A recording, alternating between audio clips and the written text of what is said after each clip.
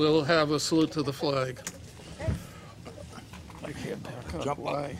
I pledge allegiance to the flag of the United States of America and to the republic for which it stands, one nation, under God, indivisible, with liberty and justice for all. Oh, John will sit on this anyway. You're not. Secretary, please take, Evacuation? well, in case of fire, there are two ways to exit the chamber doors. To my left, through the double doors, turn left, down a flight of stairs, again turn left at the base of the stairs and outside of the building. Or perhaps at the best direction is through the double doors at the rear of the chambers.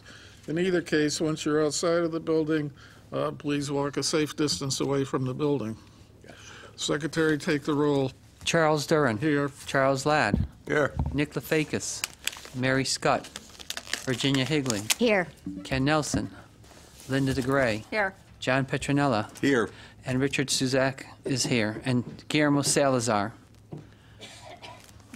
Okay, John Petronell will be sitting in for the absent commissioner. A couple absents. Oh, I'm sorry, and also Linda. I consider Linda regular. She's always sitting in. I know. And Linda will be also sitting in. Just for a correction, the rotation for the alternates was incorrect in that it was sent out, and the only time that we send out a change in the alternates is at the end of 2 years when the major appointments are made. And otherwise, they slot into the place where the person that they're replacing is slotted. In this case, with Linda sitting in, which she would tonight, it falls all right anyway. It's Mr. Lefakis. That's all right. We can still use Mr. Lefakis. I don't know. The applicant is not here. Does he need to be? Okay. We need to do the minutes. Approve the I'm minutes. sorry? Approve. Oh, yeah, right. I just asked him before we go further. Okay, approval of minutes, December 6th. I move to approve the minutes of the Aquifer meeting of December 6th. Second. Motion's made and seconded. Any errors, omissions, or additions? No. Hearing none, all in favor? Opposed? And one abstention? 1, 2, 3, 4, 5, 6. Did Nick, you vote? I did. Okay, so 6-0-1.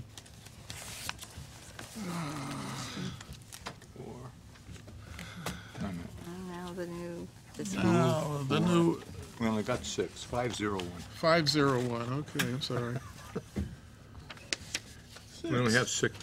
1, 2, 3, Yeah, 4, 5-0-1. 5, 6, 7. Okay, yeah. 601. You're right. I wasn't counting me. That's all right. I know that's what happens with me. It's okay. I hope we're straightened out before we get too far. I doubt it. All right.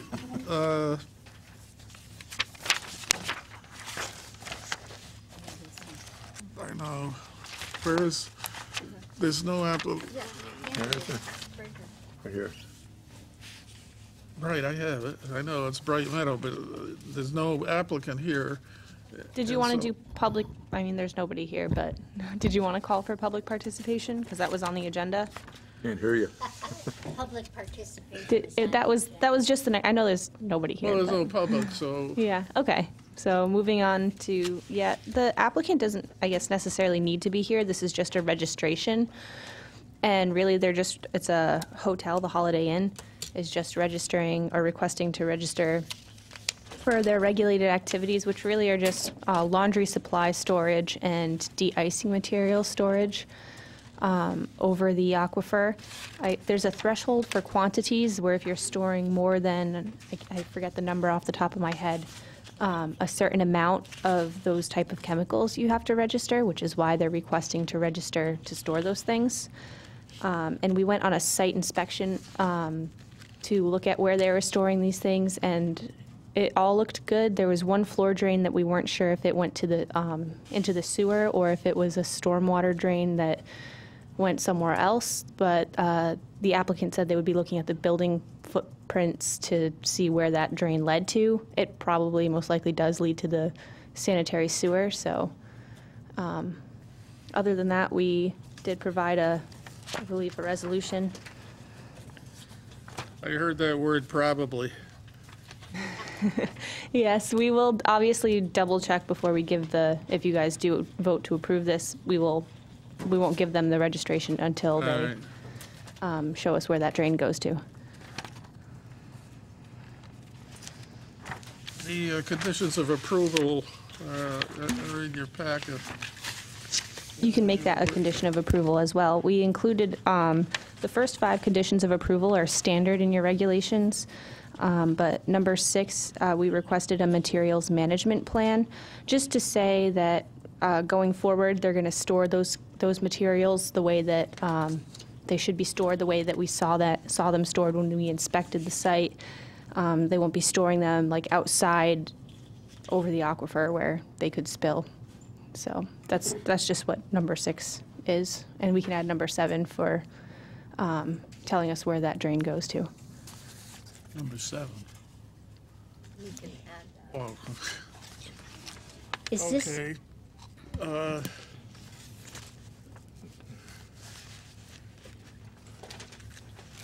Somebody do something, I can't, if you want to, or are there any I'm questions? looking for Or the motion. I don't know. Maybe we need to read what it is that It's whatever you want, or if there are questions. 'cause Yeah, it- the only question I have is looking at the plans, they are demolishing a part of that building, correct? Yes. Okay, are they going to be replacing it with something, or they're just going to? Not at this moment, no. They're just looking to demolish that octagon portion, so they can go to the building If department to that's not part of demolish the it. application, that's coming later, I would suspect. I saw that too. but- Yep. All right. So let's do something, or whatever you want to do. I cannot make a motion. Make a motion to approve the Aquifer Protection Agency for 1 Bright Meadow Boulevard. second? Motion's made and seconded. Any discussion? Hearing none, all in favor? Any opposed? It's unanimous. Well, of how many are here? Yeah. 7, 0. Okay, a motion would be in order to, I make a motion to adjourn the aquifer protection. Second. any discussion? All in favor? We stand adjourned, 7 o'clock, P&Z meeting.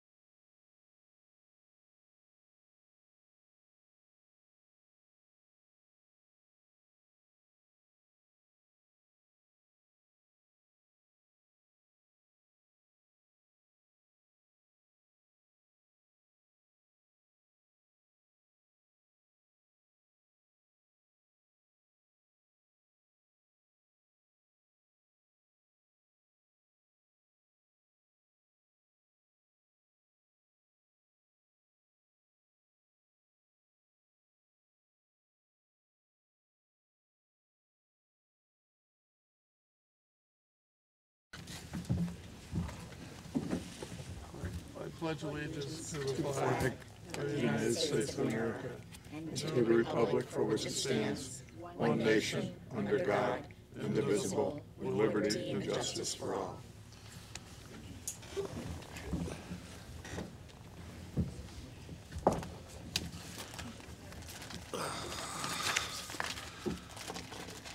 In case of fire, there are two ways to exit this chamber. To my left, your right, through the double doors, turn left, down a flight of stairs. At the base of the stairs, turn left again, and go outside of the building. Or to the rear of the chambers, again the double door. But in either case, once you're outside of the building, please walk a safe distance away from the building. Secretary, please take the roll. Charles Durin. Here. Charles Ladd. Here. Nick Lefakis. Here. Mary Scott. Here. Virginia Higley. Here. Ken Nelson. Linda DeGray. Here. John Petronella. Here. Guillermo Salazar. And Richard Suzak is here.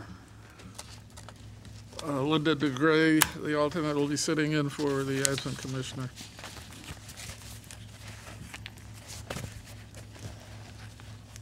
Approval of minutes, February 14th, the regular meeting. I move to approve the regular minutes of the PCC meeting of February 14th. Second. Motion's made and seconded. Any additions, errors, or omissions? Hearing none, all in favor? Opposed? It's 7-0-0.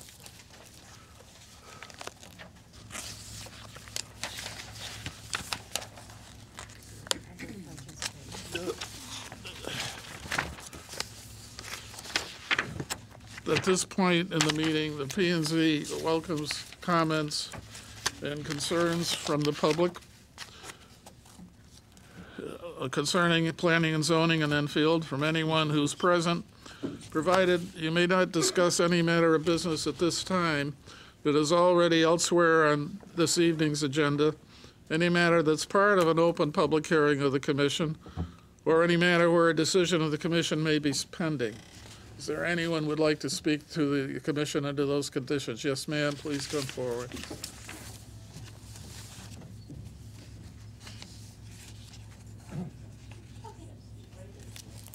Can you hear me? Yes. Absolutely. Okay. Hi. Hi, my name's Barbara Lawrence. I live at 12 Woodside Park in Enfield. I'd like to respond to comments made about people with disabilities and the quality of life at Woodside Park that were made at the February 14th meeting. I submitted a letter and a petition to the town planner, Jennifer Picacia, and I'd like to read that letter. I had asked her to forward it to the commissioners, but I'd We like all to have a copy of it. I'd like to read it for the public so that the public is aware of it. All right, fine. Thank you. I have resided at Woodside Park since September 2009. In those 9.5 years, I have taken issue with the behavior of only a single resident. When this resident moved into the apartment across from mine, he would play loud music and become drunk and disorderly. I worked with the Enfield Housing Authority staff, and the issue was resolved. Since that time, I have had no complaint with the behavior of this resident. On occasion, his music will get a little too loud for me. I simply ask him to turn it down. He has always been more than willing to comply with my request. He has become a pleasant, considerate, and conscientious neighbor. Woodside Park is not just a residential complex. It is a community of neighbors who are kind, considerate, and friendly. We look out for one another and care about each other's well-being. I have become quite close with several of my neighbors. On occasion, some residents and their guests will sit outside at a picnic table and engage in social drinking. This is not a routine occurrence. There are no residents or guests partying to the point of being overly disruptive, let alone partying until late into the evening. If, on occasion, someone plays their music too loud or becomes too noisy, a simple request for them to quiet down is all that is required. Woodside Park is a lovely, peaceful environment in which to live. Whether or not a resident is disabled is of little consequence. The social stigma surrounding people with disabilities, particularly those with mental illness, does not accurately reflect the individual. While there might be a small segment of this population with severe psychiatric impairment, this is not the case for the majority. As a person who has been diagnosed with post-traumatic stress disorder and bipolar disorder, as well as chronic migraines and severe stenosis of my spine, I have lived with a stigma and personal judgment throughout my adult life, a stigma that suggests I am of less value than non-disabled human beings. There is a judgment by many that people with disabilities can work but choose not to, a judgment that we are lazy and leeches on society. I personally would love to be able to be a part of the workforce. I have tried to work since I was 16 years old. My longest period of work was for less than 3 years. I simply could not hold on to a job. My inability to concentrate, poor memory, inability to handle stress, which triggers mania, PTSD symptoms being triggered, and high absenteeism due to depression, migraines, and back pain caused me to be an unreliable employee.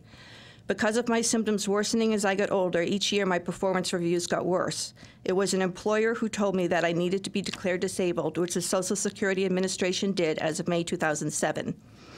There is the misconception and judgment that people with disabilities are alcoholics and drug addicts. While it is true that some people who suffer with mental illness also struggle with substance abuse, it is an unwelcome assumption to lump everyone with disabilities into the same category. I personally do not smoke, drink, or do drugs. People with disabilities need to be considered as individuals, each with their own unique assets and limitations. Having mental illness does not prevent me from being a responsible, respectful, considerate, polite, and conscientious resident and citizen of Enfield. Although I am unable to be an employee, I choose to give back to my community through service work. I'm in my second term as resident commissioner for the Enfield Housing Authority. I'm on the board of Tobacco Valley Development Corporation, as well as a member of the Green Team and environmental advocacy group at the Second Baptist Church in Suffield. I volunteered at the Enfield Food Shelf and at the Johnson Memorial Cancer Center. I'm in my 5th year of facilitating a journaling as a transformative tool group at the Enfield Senior Center. I respectfully ask that you take what I have expressed into consideration and that you consider people with disabilities on a case-by-case basis. To this letter, I would like to add the following. In response to a comment made at the February 14th meeting stating that all one needed to do was knock on doors at Woodside Park and people would tell you how miserable they are living there, I did knock on doors. I submitted a petition along with my letter, a petition signed by 26 residents of Woodside Park attesting that they find it a safe, pleasant, and enjoyable place to live. Every resident who was home at the time I collected signatures signed the petition. Every person with whom I spoke said they like and enjoy living at Woodside Park. There is a house on Ralphier Road that abuts Woodside Park. Its backyard deck faces my bedroom and living room windows. On occasion, the man who lives there will blast his music during the day. He will at times have gatherings with several people on the deck. During that time, they play loud music, laugh, and shout well into the night, sometimes beyond midnight. Are they to be considered alcoholics and drug addicts? Alcoholism and drug addiction are a disease. They span every social and economic demographic. They do not discriminate. There are many people who are not disabled who are alcoholics and drug addicts. I am an alcoholic in recovery. I have been sober for nearly 14 years. When I was an active alcoholic, I drank to self-medicate.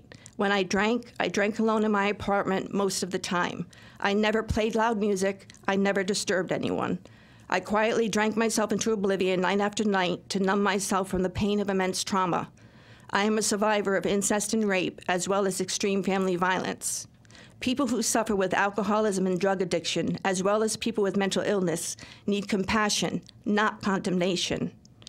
In closing, I would like to state for the record that as a resident of Enfield and as a person with disabilities, I find any discriminatory mindset, especially by a town official, to be deeply disturbing. Thank you. Thank you. Do you have a copy, Jen, of this? All right, We do. thank you. Thank you. Anyone else would like to address? Yes, This is for public comment on anything? yes. It's the only time for it. That's not on As long as it's not on the agenda or or anywhere. On tonight's agenda, The stuff on the two-family dwelling, we talk on that now? no. No. When do we get a chance to talk on that? At the the time hearing met. when the hearing is held. You might want to get an agenda. I did. Okay. I thought you guys said I could talk. Anyone else? No. And we'll continue on. Public let's see, bond releases are on an old business public hearing, 2930, secretary, this is a continued hearing, so all you need to do is take the roll Charles Durin. here. Charles Ladd. Here. Nick Lefakis. Here. Mary Scott. Here. Virginia Higley. Here. Linda DeGray. Here. John Petronella. Here, Mr. Chairman, I'm going to have to recuse myself on this application. Okay. And Richard Suzak is here. Linda DeGray will be sitting in for the absent commissioner.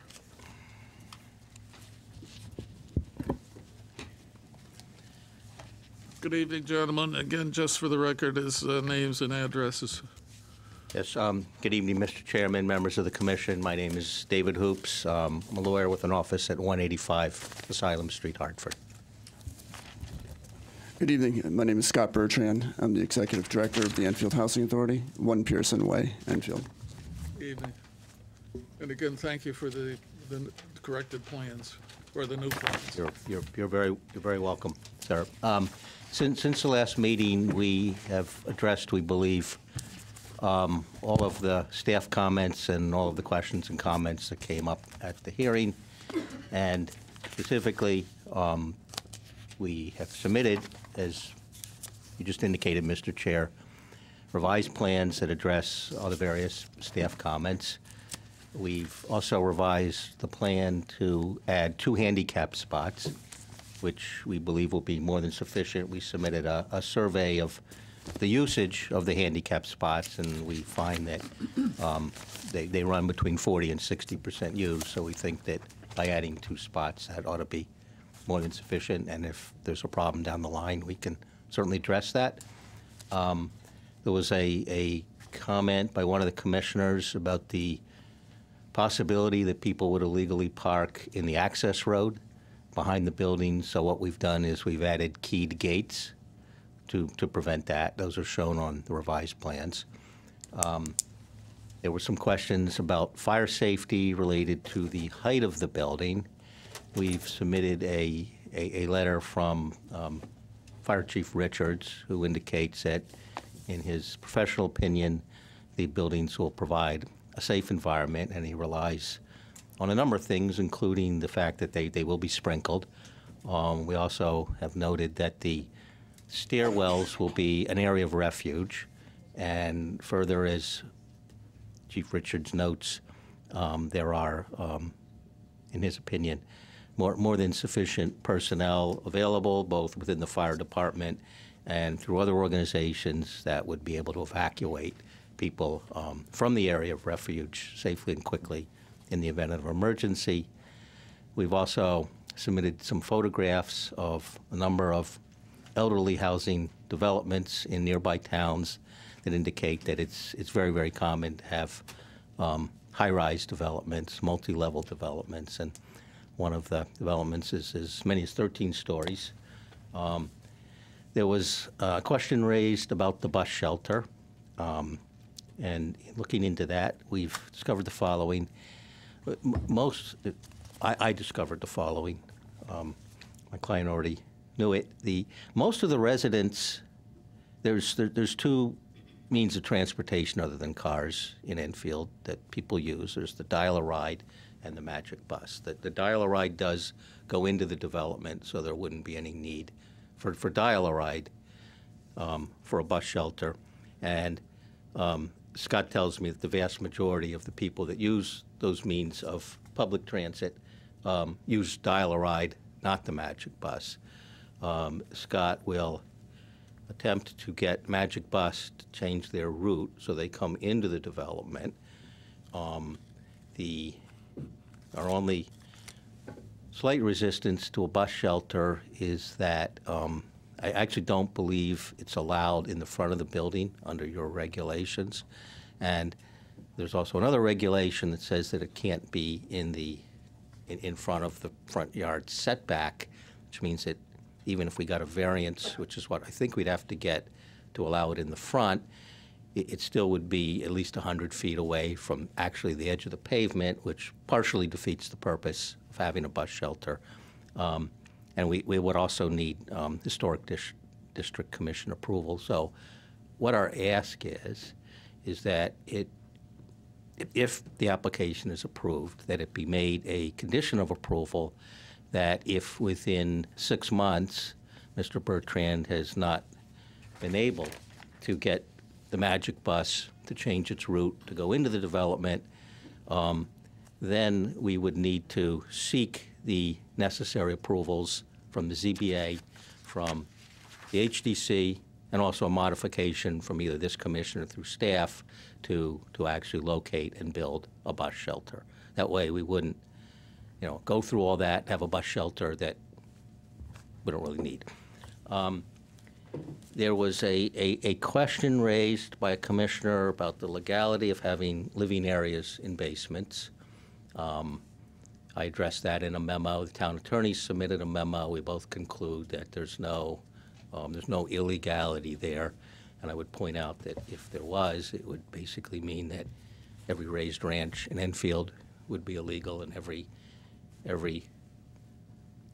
house with a walkout basement that's finished, which is probably most of them, would also be illegal. And lastly, there were some comments. There was a comment made regarding the overall suitability of these kinds of projects for elderly residents, given the fact that some of the residents are non-elderly disabled. I'd point out a couple things. First of all, and the comments specifically related to residents who have drug addiction or alcohol problems. And I just make 2 quick comments on that.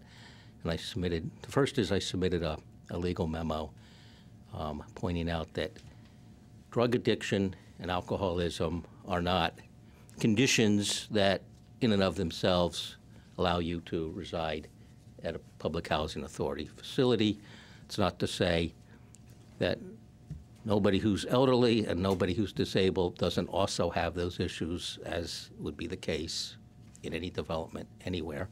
And secondly, we did take seriously those comments about the sort of the quality of life in the developments, and I found, and Scott I think already knew it, that the comments that were made about the quality of life, especially in regard to people Excuse with... me, I don't know if the audience can hear you, because your voice has gotten softer and softer, at least. I'm sorry.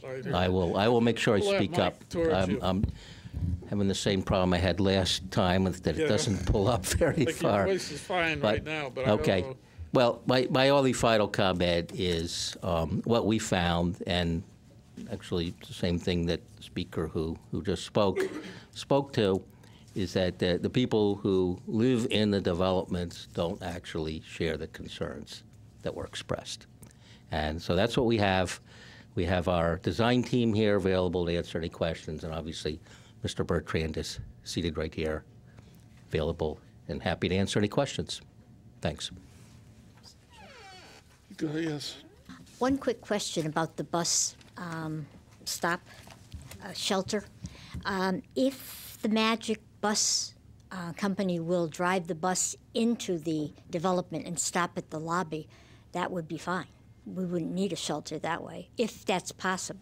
Right, that would be my first attempt. I have not had conversations with social services, which oversees the Magic Carpet yet, but I know back when the previous director was in place and she was planning the route, she did actually consult with the housing authority, and that's how we were able to have a stop at the top of the street. So with that in mind, I'm optimistic that they would be willing to make the short loop through the site.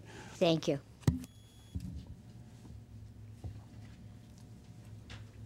No further? I just have a curiosity question, because I'm looking at this project, and again, I know you spend lots of money to design these and build these. Why wouldn't you include some kind of carports or coverage for an elderly complex where people have a problem getting out to clean their cars in the snow? It would make cleaning your driveways easier. It's just a curiosity question, why, and it's not just this project, but it seems like all elderly projects, they don't seem to include that. And is there a reason why? You could put solar panels on it. I mean, I can only answer from our perspective in designing this project, and there's a couple things that come to mind, and one comes to mind is that the cost when we're trying to put something together as a quality product on a budget. I could probably go back to the designers and ask why you don't see that. I'm not sure what that would raise for issues of coverage and impervious surfaces or not. I don't know. That's not my area of expertise. But I understand what you're saying. I see very few that offer that amenity. I do know that usually when there's foul weather, many seniors and our other residents often aren't going out until the areas are cleared off. But then again, if we have like a snowstorm of 2 feet, which is possible here in New England, and you have just had recent heart surgery or have a problem getting around, period, trying to go out and clean your car off is really dangerous. So it baffles me that, you know, we're looking at, and, you know, I was like, hey, this could be a place for me to live, Sure. but I'd look for something with some kind of coverage for my car. And as you pointed out, you'd probably, not too many would offer it, unfortunately. Yeah, but that always baffled me why they don't do something like this, especially for this Yeah, population. Probably, you know, and cost would be the biggest driver All in right, that. thank you. Anyone else before I open to the public? Anyone in the public would like to speak in favor or against this application? Anyone in the public would like to speak in favor or against this application? Last call to speak in favor or against this application. I'm sorry?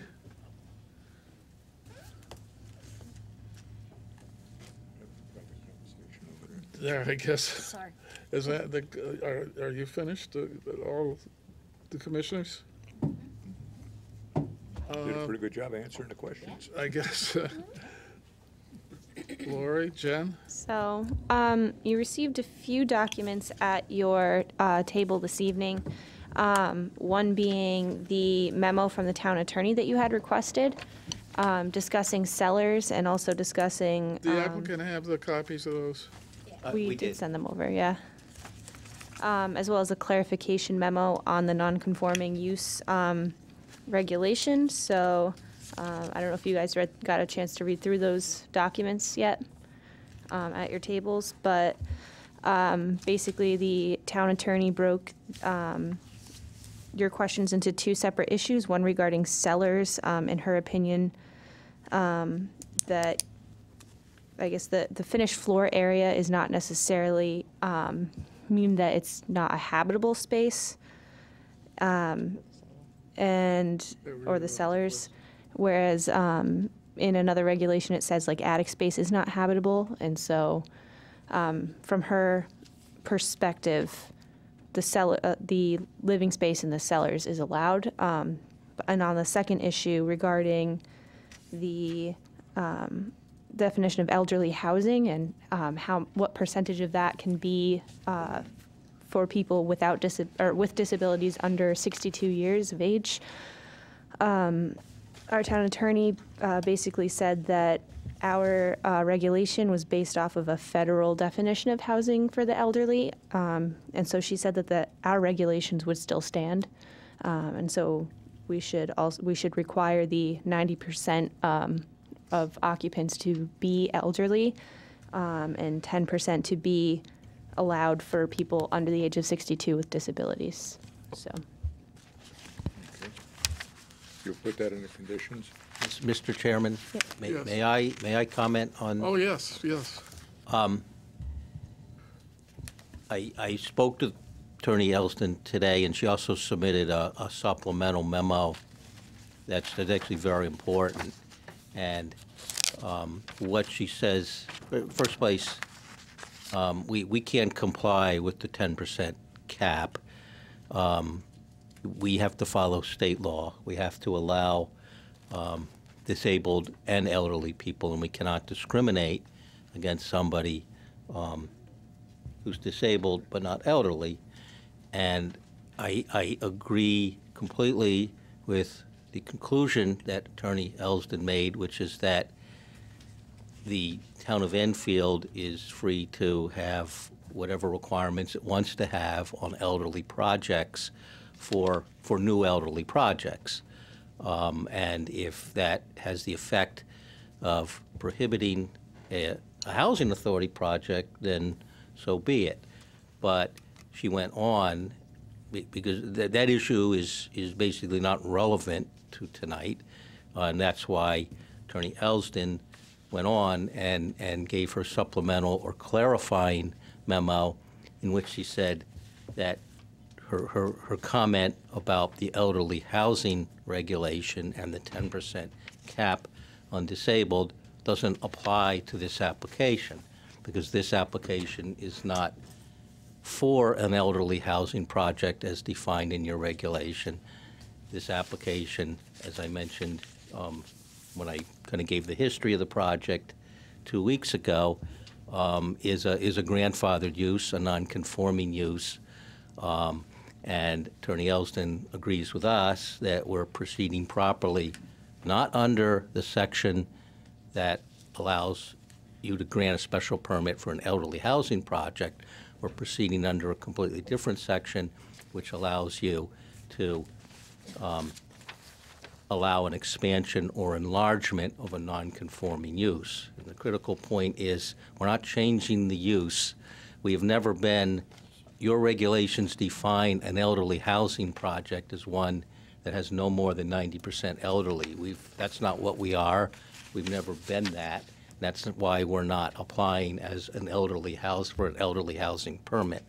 We are applying for an enlargement or expansion of the non-conforming use, the same use we've had since 1964, which includes a mix of elderly and non-elderly disabled, which has never been capped at 10%, and we just can't comply with that. So if that's sort of the desire of the commission that we have no more than 10% non-elderly, we can't do that. We can't legally do that under the State Housing Authority law, and that would mean that the existing project would stay, which is not capped at 10%, which I don't think that would be, certainly wouldn't be good for the Housing Authority, it wouldn't be good for the residents, and I would submit it would not be good for the town for all the reasons that this project is a vast improvement over what's there.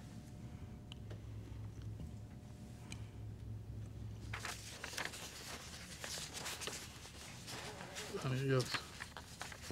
In terms of, I agree with the attorney in terms of, if they're applying under, section 3.40.1D, where they're expanding a non-conforming use, then, they're enlarging and so that they would not fall within our regulations that are currently on the table. So, in that sense, I think that, that it really depends on what we're looking at, which regulation we're looking at. So if we do look at the regulation 3.40.1D, Yep. then they are in compliance with our regulations. I think they did a good job of addressing our concerns. So I also went through the site plan or the new plans that we received, and I looked and just checked off the things that were addressed, at least from a planning standpoint, and I amended the resolution just to reflect. I took out a couple of conditions that you guys had addressed in that the applicant had addressed in the new plans, site-specific wise, and then I just left in all the conditions from the other departments, because while I could check some of them off, I would think that that staff should check with the officials who made those comments to make sure their comments were actually fulfilled to their liking. So I left all those conditions in there, but there is a new resolution dated February 28th that you received at your desk this evening. So if you wanted to take a look at that. Oh, that's this new one on the desk. So based on the conversation, under the site-specific conditions of the draft resolution, we need to take out number 10 and move everything up. Yeah. Right, okay. You know, what we can do is we can replace number 10 with I guess, the stipulation that, you know, if a bus shelter or if the Magic Bus does not, you know, enter or provide, you know, a service directly to the housing authority, that, you know, they would have to, Look you into know, alternate go shelters. through the proper waivers in order to get that established. So we'll just substitute that one for number 10. Okay. You don't have a problem with that, do you? No. Okay.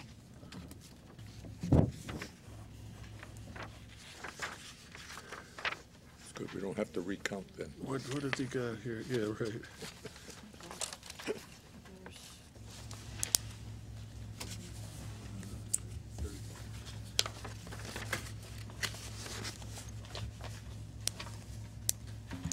Jen, under 14A, you put more fire hydrants must be added to the final plans per the, and that's it. So, I must have deleted that. Yeah, it's the fire marshal's Okay. request. just want to make sure it's clear. We did who- add those. Who is, that's fine with, so, thanks. Yeah, we just want to make sure that the fire marshal is okay with it.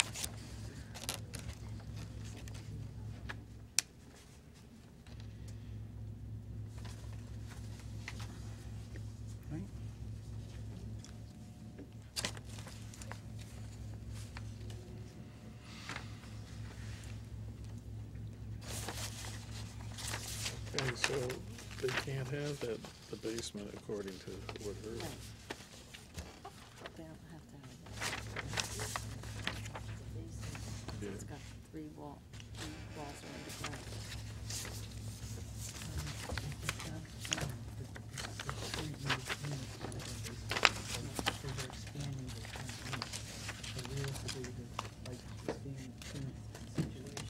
We cannot prevent them. And our regulations are correct, but they're not applying according to, you know, This one, because I did take off a couple of conditions. Those are correct, we need to modify them anyways, after this. Oh, I'll give this back to you, right? so basically, Okay, thanks. send you a PDF link. Okay, thank you. Also, as Lori said, non-conforming with that stipulation that they don't have. as Lori Yeah, that's right, they're flat. As Lori said, That's it. with more than 3 units, it's a commercial property anyway, so you can't require that in a commercial property. Well, If we're discussing it, you guys should be on. Yeah. Yeah, I know, all We right. want to close the meeting. Yeah.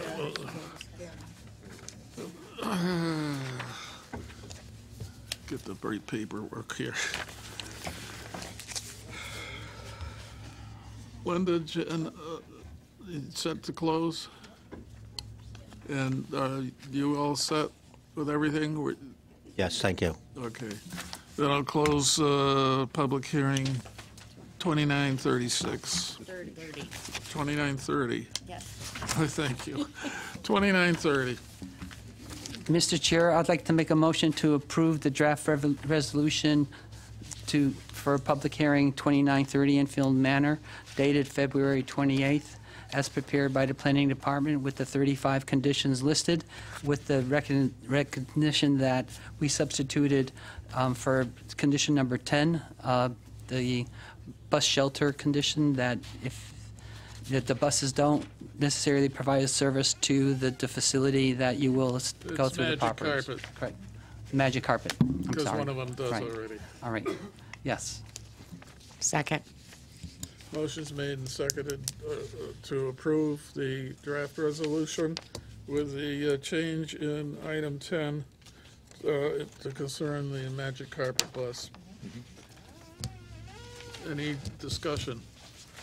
Now, you want to go through what you said before, just for the. Yeah, and just for the general public, in terms of, you know, basically what happens is that we have, this is sort of expanding a non-conforming use. So the existing facility does not have any cellars or basements in terms of, and they're saying that because of the fact that the existing facility doesn't have the cellars, you know, underneath the finished living quarters, that they're just expanding that use so that we don't necessarily, we cannot enforce that because of the fact that they're non-conforming at this point, and they'll remain non-conforming with the same situation that they have there right now.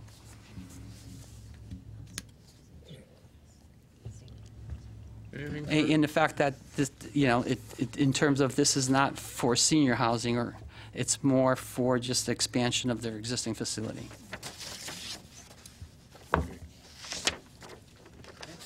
Okay. If you're all ready to vote, all in favor?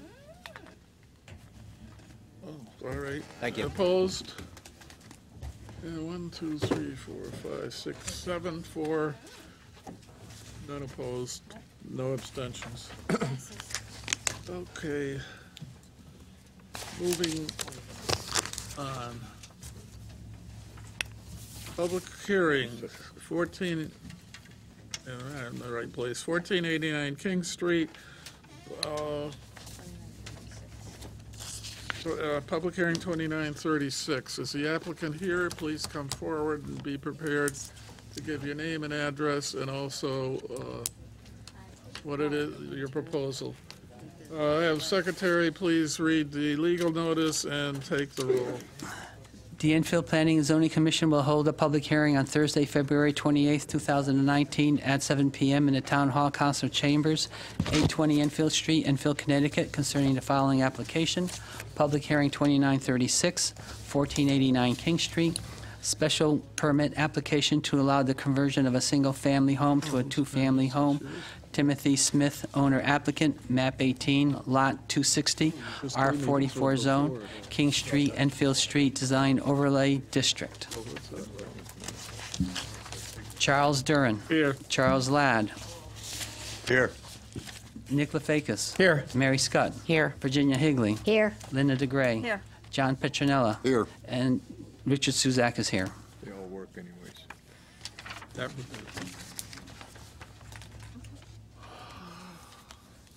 Okay, we're all here.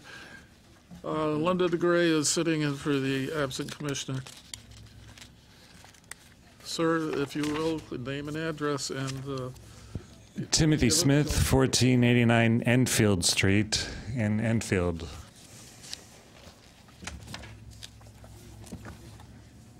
well, tell us what it is you want to do. Play that we don't have anything here in front of us, and tell us what's going on, or what it is you want to do or have to do. Well, I was told I had to be here today. That's correct. Yes. To make a proposal of what it is you plan to do on doing, or would like to do. What is it about design overlay district? What does that mean to me? It's just That an- is requirements to do what you want to do in that particular district. I don't know if It's it really just doesn't an do any overlay change, zone. would have any effect on you. Okay. On this particular case, I don't believe. Okay. It's very unusual that the apartment is in question at this point. We don't know what you're talking about, sir. I mean, we do, but the public, you're on TV. The public doesn't know what you want to do, and there are people in back of you that I know, a couple anyway, are maybe very interested in what it is you're going to do.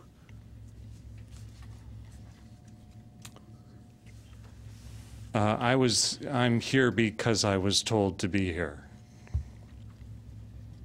And you're I- planning, doing nothing? If you have questions for me, I will answer them. Maybe that's the best way we have to go then.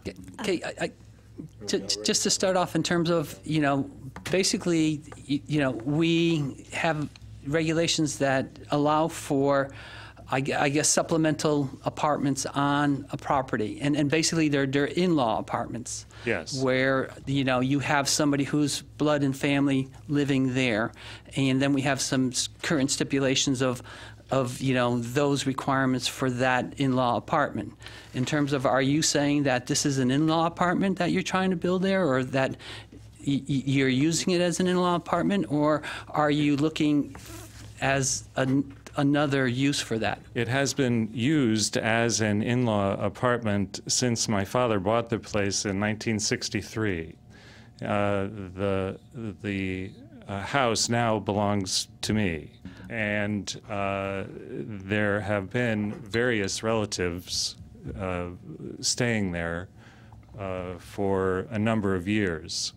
But there is now an outside. Right, but the definition of an in-law apartment is that once the in-law apartment is no longer utilized for blood relatives, it has to be reverted back to the occupancy of the house so that it cannot turn into an apartment.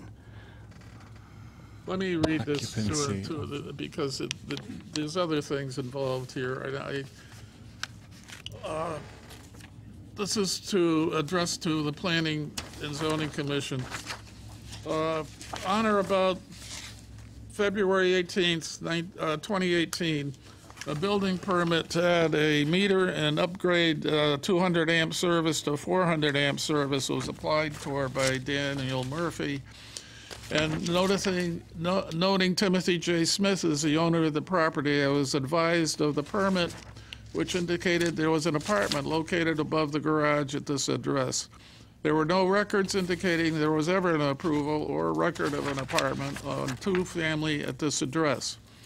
I sent an email to the applicant on 2/26/18 advising him of the issue of the non-approval apartment at the address. The electrician in turn contacted the owner, Timothy Smith. Mr. Smith sent an email on 2/26/18 noting that there was no apartment over the garage, but rather next to it. Does this? That's right. All right. On 2/21/18, I sent another email advising that in 2002, the property was listed as a single-family residence, and sometime after that was changed by the assessor to a single-family with an in-law apartment. However, there are no records indicating that this change to add an in-law apartment was ever brought to the attention of the planning office to be approved in any manner. I also requested that if the property owner had any records to verify the in-law apartment was approved or known, he could present that information to the planning office. Apparently you didn't, because that's why you're here. Did you submit to the office anything that it was ever approved? That the permit was approved for the... Did you ever have an approval for that apartment?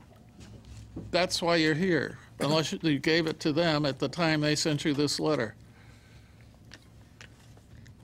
When the apartment was originally built, you didn't receive it, or we don't have a record of any zoning approval for that apartment. It was built in 1865. The house was, but the apartment was not. The house was built in 1831. The apartment was built in 1865. 1865. Yes.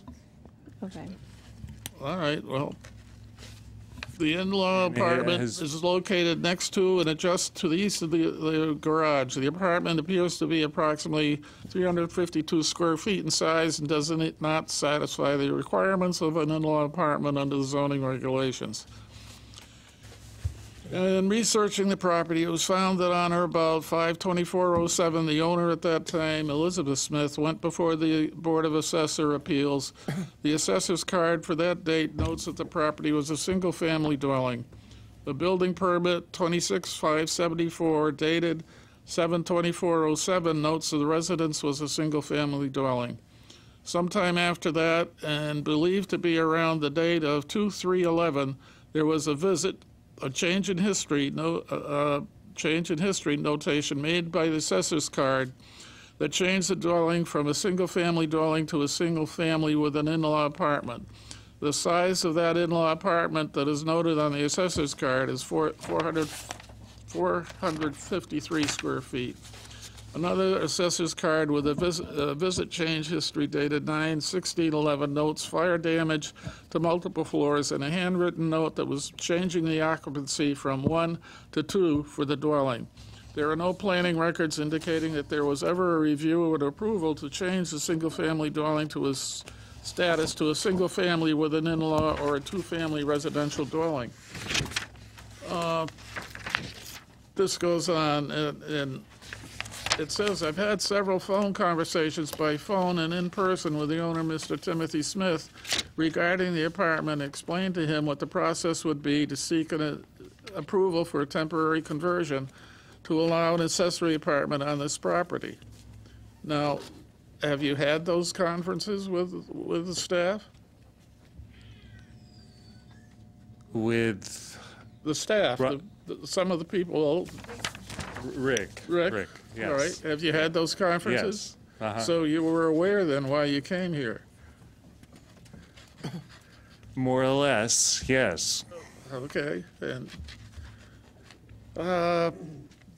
Mr. Smith then inquired about making space into an office area for the dairy business, which is located on the abutting property. Other than little contact has been held between the planning office and Mr. Smith. And then they had contact with a Diane Magnificent on 2/7/19, and it goes on from there with other situations and difficulties. So all we were asking, what you're here for, is to present to us what it is you are planning to do. You want to make an in-law apartment. We have pictures. I don't know if it meets, if you're aware to answer them, or if we have to continue this. Well, I'm surprised that it's now 350 square feet. I don't know. That confuses me as well, because there, I believe, It's are larger than that. I have several different sizes for the apartment. in there somewhere. Yeah, there's a 400 something in there too. Yes. So I don't know who's measuring or what the measurements are coming from. But I did the measurements. I have 582 square feet. Does that include that garage on the east side? No, no, it's not the garage. No. Garage on the east side. That's called the bedroom. Yes, that does. The bedroom, yes. Yeah, okay. But it's a garage. It's got a garage door in the back. Yes, it does. That's right. Must be hard to heat. No, it's insulated. It's been insulated for quite some time. Okay, I don't know.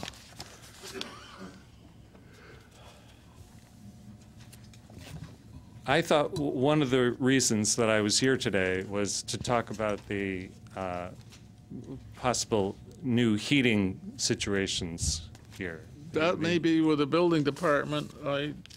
That would be one of our conditions, I guess, that it be repaired before anybody is to take occupancy.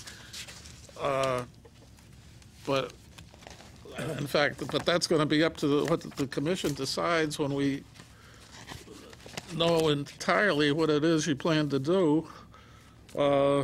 One thing here, you're talking about an office. If you're going to an office. That's dead, gone. Okay. Yes. I sent Rick a memo about that, saying that this is dead now. All right? Mr. Smith, prior to your father purchasing this property, was that a farm? Yes. And it's still part of the farm property of Trinity, a separate lot, though? Separate lot, yes. Okay. Is it possible that that apartment always existed as an apartment for the main farm hand who is in charge of dairy, which is pretty typical for a farm, a dairy Way back, farm? yes, that's right. And that's why you say it's always existed back to the 1800s? Yes. Does the woman mentioned in the Diane Magnificent, does she work for you? No. Is she related to you? No. Okay, thank you.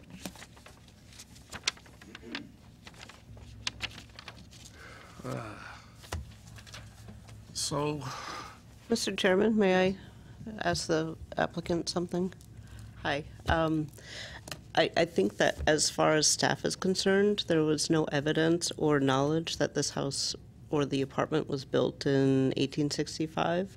Do you have any documentation, pictures, or anything that can show us that? Because I don't think it ever came up. I don't believe those documents survived the interior fire in 2011. Okay. Yeah. Okay, so you lost all the pictures and paperwork on it. There were some pictures that were shot when the house was moved from from Oliver Road to its present location in 1937. And the apartment or the accessory apartment was part It was of that? always there, yes. Wow. So how Lori. did they move By all of the horse. house, the 4-car garage and the apartment was all moved together? No, the existing 8-room house Okay. was moved to the barn that is now a 4-car garage. Okay. From Oliver Road when it became a 4-lane road, it was too close to Oliver Road Okay. and Enfield Street, and it was moved by horse. Laurie, could this be, we had an example, I don't know how many years back, and Charlie may remember, or Nick, another one where the assessors had done either, well, what The they, assessors converted it to they made the conversion on their paperwork, and that's where the error was.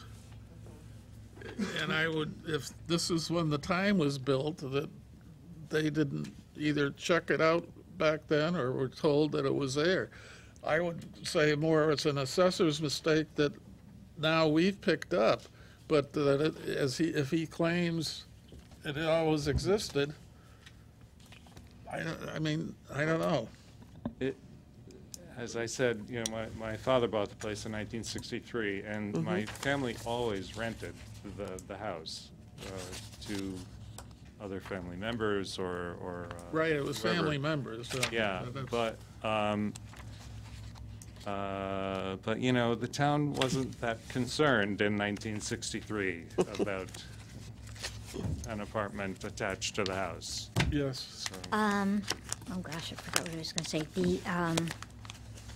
Is there any mention of it in the building department file? File for They this probably don't go back property? that far either. I think No, yes, they do. what Rick found, he included in your packet. Okay, so there's nothing in the building department? it's in Old, from when you renovated it or something? Well, let's see. So I think that perhaps the issue at hand is that you've had an in-law apartment for way longer than any of us have been alive. You're right. However, what you are trying to do now is make it an accessory apartment, which is a different use and different requirements. So if you were going to continue to use it just as an apartment, in-law apartment for family members, I think that you would be fine. But the fact that you're making it more into a commercial use, renting it out to the public, now you fall into, you've got to start having, certain building code requirements and things like that. So I think that that's why you were cited for this. So if that's not your intent, is to rent it to the public, then I think that you're probably completely grandfathered. But if your intent is to rent it out to the public, then you do need to do the conversion. Okay. Yes. I just want to make a comment because I was reading the department comments, and the fire department says, "I have no concerns at this time, and this unit has been there from before 1981." I don't remember the date of the fire, but it was early 1980s. So obviously, there's some reason that it's been on the assessor, taken off, on, off, and on, but it sounds like it's been there. The fire that they mentioned, the existing barn, which is now a 4-car garage, burnt in June of 1982. Okay, yeah. So that's. And the apartment was not touched at that time.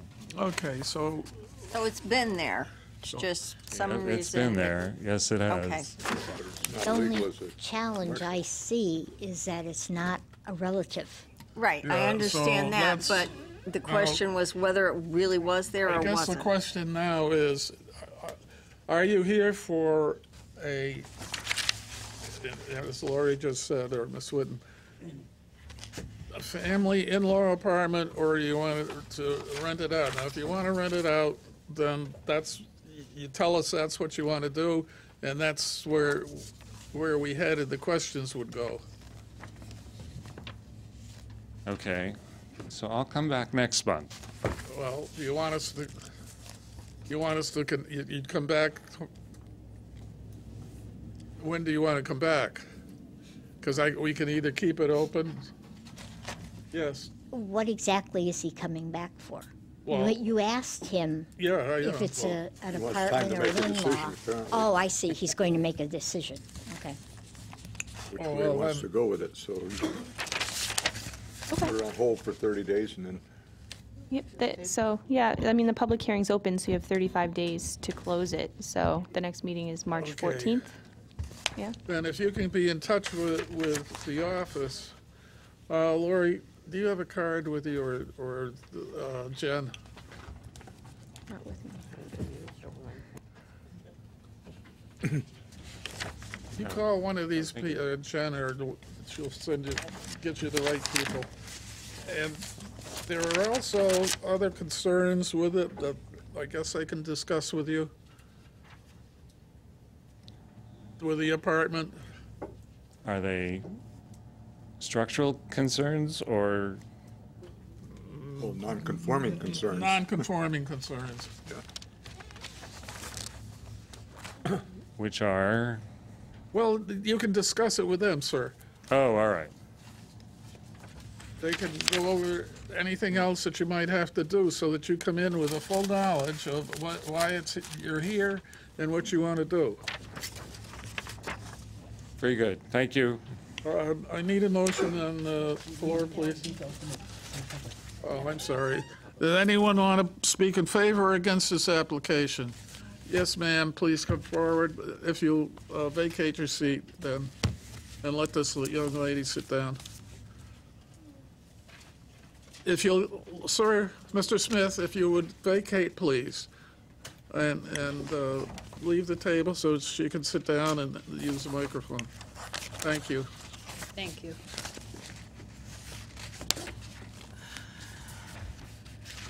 My name is Diane Magnificent, and me and my boyfriend signed a lease 6 months ago, and we live in this apartment that we're speaking of that isn't an in-law apartment. It's a rented-out apartment to us. We moved in, I feel, under false pretenses. We were unaware that there wasn't really a certificate of occupancy for this unit. Nothing, to my knowledge, has ever been inspected, and I consider the apartment completely illegal. We're unable to get most of our deliveries because, one, they can't find 1489 Enfield Street because it's referred to as 1489 King Street as well, and there's certainly no apartments, so they don't know where to deliver anything. And this is a constant battle. I mean, UPS, they can usually find it. The Postal Service can find it because they know where the house is. Nobody else can find it. We can't get any kind of a delivery there. We are unable to get, so that was that, I'm sorry. I was also required to obtain renter's insurance, and I did that. Of course, they probably wouldn't pay anything because it's not really a legal property as far as they're concerned because there is no apartment. The apartment was listed on Trulia when I rented it in August of 2018.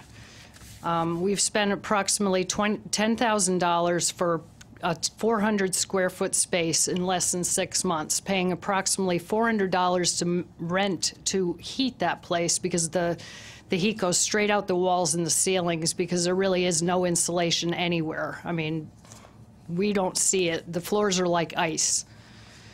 We initially relied on a propane space heater, which was in the living room, that's not supposed to be used as sole heat, and it's illegal according to AmeriGas that comes out and gives the propane. They said that heater was illegal. That's since been replaced with another small propane heater, which again is supposed to be in a small space to maybe put in a garage or something, but not something that you would use in your house for heat. After complaining about the bedroom and the kitchen being very cold and the floors freezing, the old furnace that's in the shed area that's outside next to the apartment from 1990 that hadn't run in 20-plus years was turned on. Exhibit A in the packet that I And is this the provided. proper, is this the place to go with that type of information? I would think it would be to housing authority or the building authority. Well, I did go to the building authority a couple weeks, at least a month ago, which they referred to, and I did talk about that. And so one of the pictures, the first picture shows the furnace, the filter that was pulled out of the furnace a couple weeks ago, and it obviously hadn't been replaced when this was turned on in November of 2018. There's mice, squirrels, feces, and other rodents rampant in the ceilings, walls, and below the unit. We can hear them running above us. And one of the pictures I also attached shows a mouse that was coming through the ceiling. That's in the living room. That's right through the ductwork that's never been cleaned. And it's probably 30 years worth of feces and animals running up there, so I don't know what's up in that ceiling. This is all blowing down through the ceiling ductwork. The mice feces is a serious health issue. This started blowing down through as soon as that got turned on. And it's a health issue up to and including death, so it's very serious. One of the other attachments I have shows the feces stains in the living room on the ceiling, and there's about 8 of those stains in the ceiling, and it's not water, because there's no water leaks. So that you know it, we have pictures of that situation. Yes. And painting the ceiling would just be a Band-Aid covering up a serious health issue, so we really didn't want the ceiling painted, although it was discussed. Exhibit C shows that mouse that goes through the ductwork in the living room ceiling, and that was last Sunday. None of the pipes are wrapped anywhere. Our shower water would not go down because everything was frozen when we've had this cold weather. The bathroom was remodeled prior to us moving in, and again, that was remodeled with no permit. I was told to just let the water drip, but our water in the shower was actually backwards for like 5 months, where when you turn on the shower, the water would be hot, then it would go to cold. So if we were gonna drip it, we'd be running hot water and we'd be paying to heat that. I have one question, and you stayed there? Well, we rented it, and we don't have anywhere to go at this point. You know, we have a lease, a year lease, and you know, we're all moved in. We have all our stuff in there. We have nowhere to go right now. I went to the town hall about a month ago and was told they were well aware of the property. No one has really done anything except inspect that new propane heater in the living room, replacing the former one. Multiple heating contractors have been out recently to provide estimates for a new furnace and/or electric heat. Electric heat would be a major renovation and will cause an already small space to be even smaller to accommodate the heating units on the outer walls. I mean, we have furniture that goes up against those walls that would have to be shifted, and it's really a small space. I mean, it's 3 small, tiny rooms. I don't believe it's even 400-something square feet. Our furniture just fits in there. Our curtains run 84 inches to the floor, and they're heavy, heavy curtains because we're trying to keep some heat into that room. So that would be a major disruption if they put electric heat in, and the renovation within that small space. And where are we supposed to go while that's happening? Because we're living there, and there's nowhere to move to as far as you can't shift the rooms around. They're very small. The existing electrical may not even support electric heat because we have no idea how the electrical is if it's even sufficient in there. And again, you already know that there's been, well, now instead of 1 fire, there's really been 2, because there was one in the garage and one in the main house.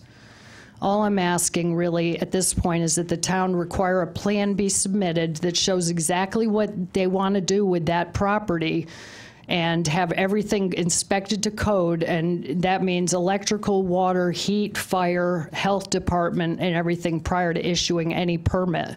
But and again, I don't know where this leaves us because we are stuck in the middle of this and never anticipated all these issues. Thank you for letting me speak today. Thank you.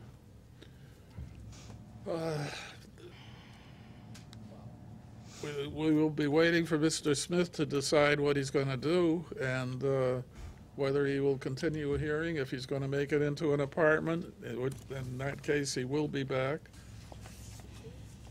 But it is an apartment. We have a lease. I have a written lease We here. aren't any legal authority. I Okay. can't tell you about that. If you have an attorney, maybe you should talk with him.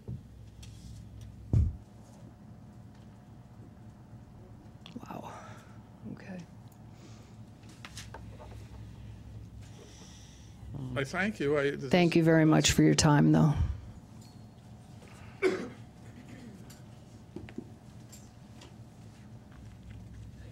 Okay.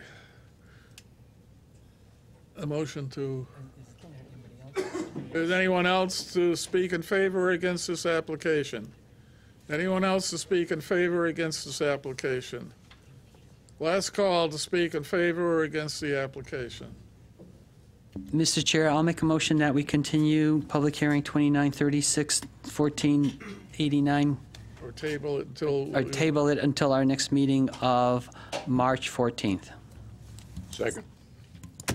Is that a proper, do we want to table it or continue? Continue Or- it. I'm sorry? It would be to continue the public hearing. Yeah. Well, we don't know if he's going to get back to you in 2 weeks. Well, then we'll close it. Oh, right, then, okay, so we are going to continue it, all right. Okay. Still seconded. The motion is, and it's still seconded. All in favor, continuing next meeting? Okay. So if you can, Mr. Smith, within 2 weeks, let us know what it is you plan on doing.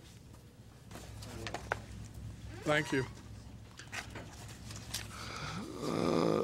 Public hearing 2937, 4 Prior Road. Is the applicant here?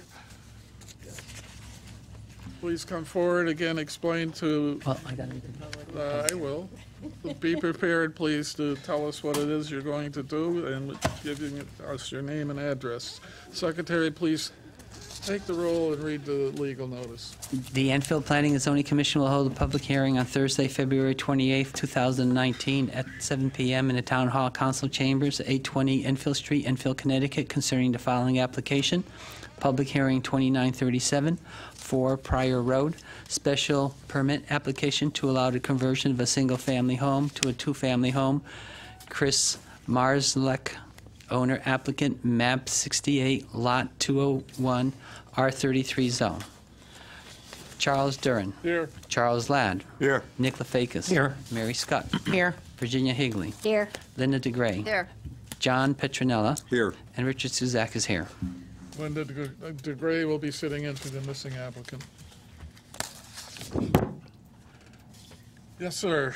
Name Chris and- Marslek, Our Town Investments, owner of 4 Prior Road.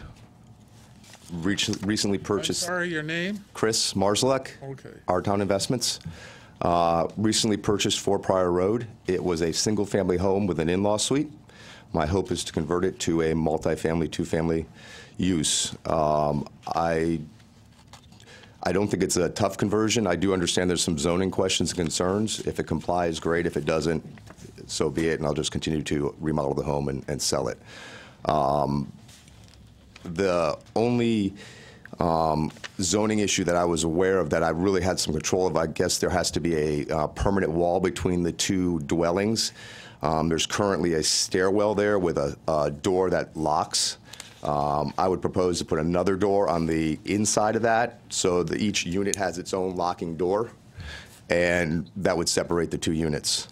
Other than that, it would be bringing it up to building code with fire-rated sheetrock to have a 1-hour burn time, and I think the egresses are satisfactory, but I'd go through the building department to make sure that was According to the fire Correct. department, wanted 2 egresses, as I remember. There are 2 egresses. There's a front door and a back door exit through the back deck on the first unit, and the second unit has a back deck as well, and a door that goes through the garage, and also can go out through the garage door and has a separate door through the back as well. You got 2 decks on one Yep, floor? there's 2 decks on that house.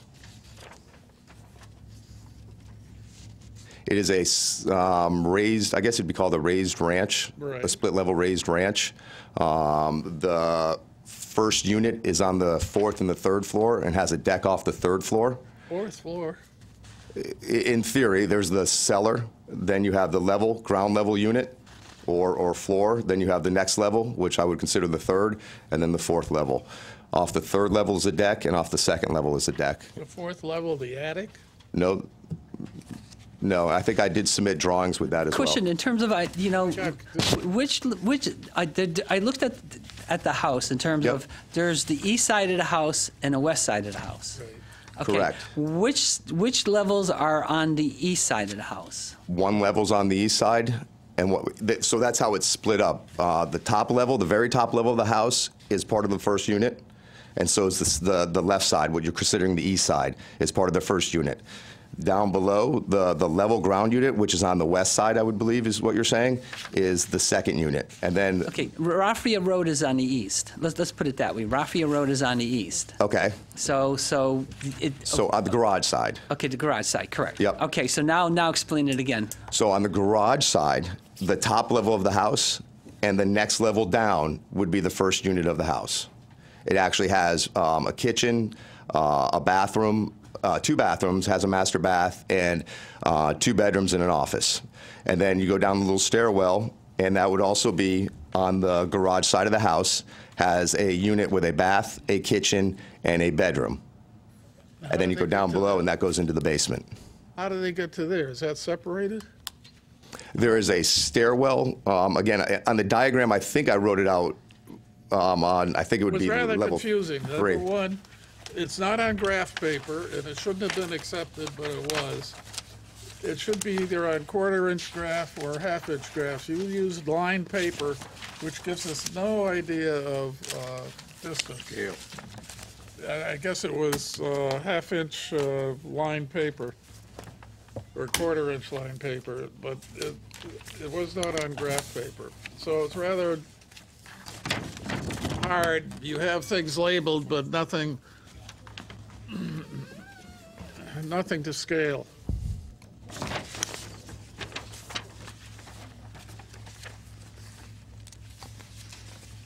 So it's and plus it's not signed. It should be signed by you too, but or whoever drew them. But there are pictures in there. So when was this converted? I just bought the house 2 weeks ago. So this was converted.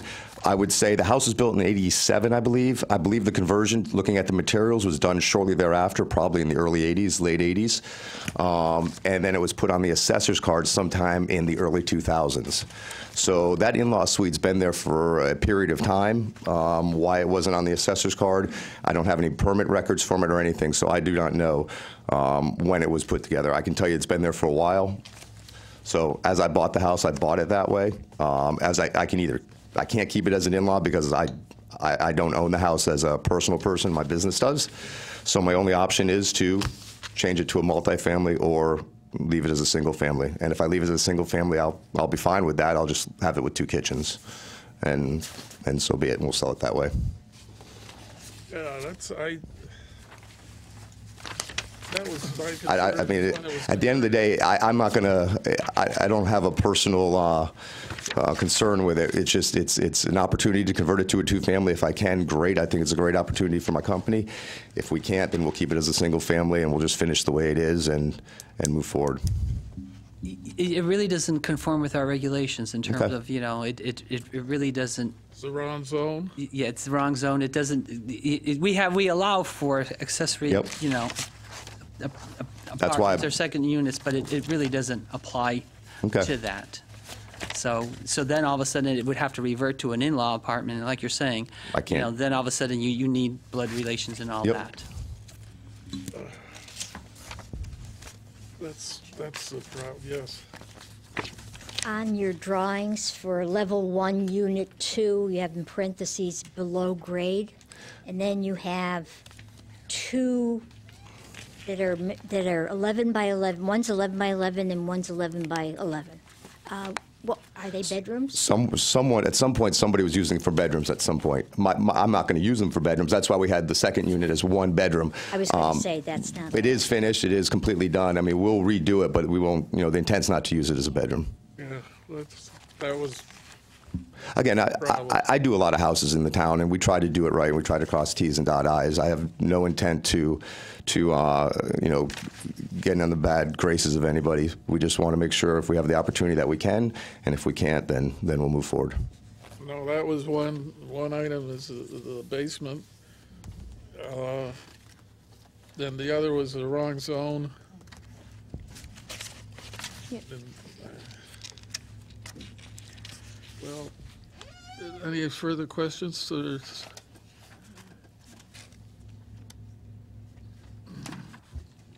So we did provide a staff report and went over everything from a zoning standpoint.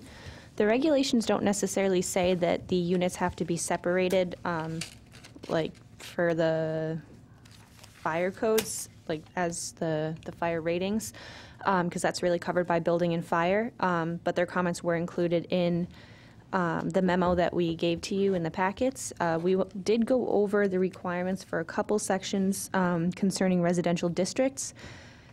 So normally under the regulations, you'll have what we normally do is we'll find what the use is in the table and then find the section that really breaks down the requirements for that use.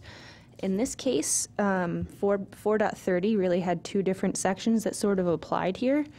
One for converting buildings for residential purposes, and then one just governing duplexes, which they both sort of cover the converting from 1 family to 2 family. So under 4.30.2, in this case, he really meets almost all of the criteria, except for unit 1 has 3 bedrooms, and no second unit can have more than 2 bedrooms. But as far as 4.30.3 for duplex residence, there's a criteria that says that at least half of the lots abutting the subject lot shall contain at least 1 building having at least 2 dwelling units with certificates of occupancy, which that criteria he does not meet. So I don't know if you want to go by both criteria or one, but we put both of them in there as they both sort of apply in some way.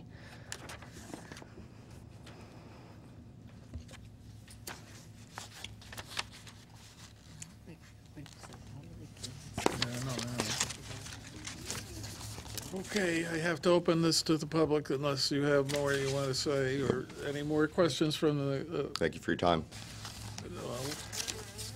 Any more questions from the commission? All right, any on the public would like to speak in favor or against this application? I'll take the young lady over here on the left first. Sit down. If you will. Yes, yes, please.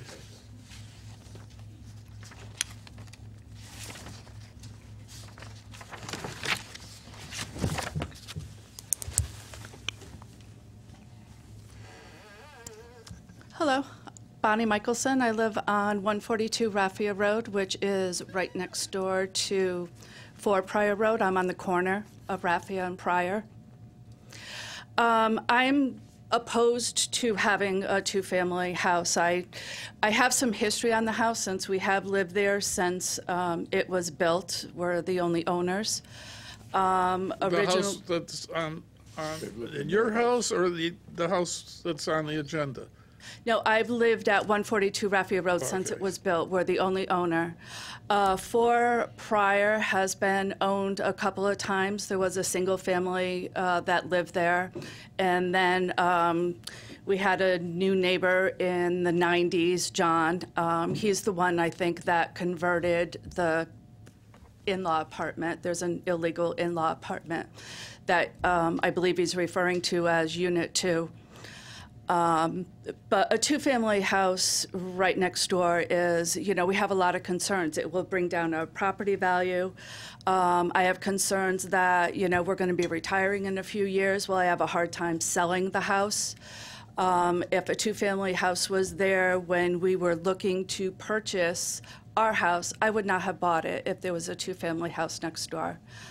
We've had, already experience with when John lived there. He was losing the house. It got foreclosed on. And he was trying to keep the house, so he had a bunch of people move in to rent rooms, and he was trying to, keep the house going, even though it was going to foreclose. We had people arrested in the driveway for DWI. Somebody was arrested for beating up their girlfriend out in the yard at 3 a.m. in the morning. These are all things that I foresee could happen if it was a two-family rental property. And I believe we have other neighbors here that have similar concerns. So I would like you to not allow it. Thank you. Anyone else would like to speak in favor or against? Yes.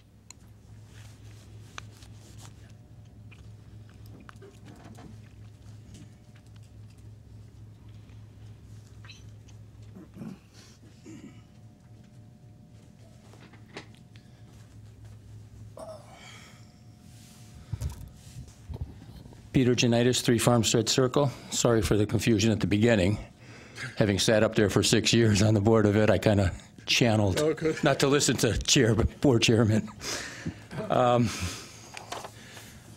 think Richard has already probably given the best reasons for not converting it to a two-family house.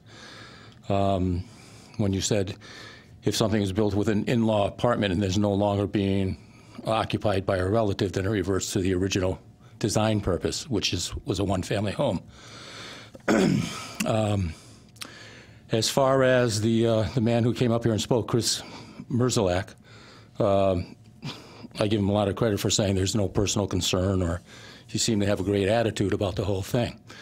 However, still have some comments to make. Okay, most of you are sitting on this board have lived in Enfield for many years, and I would assume you have a good feel for the makeup of this town.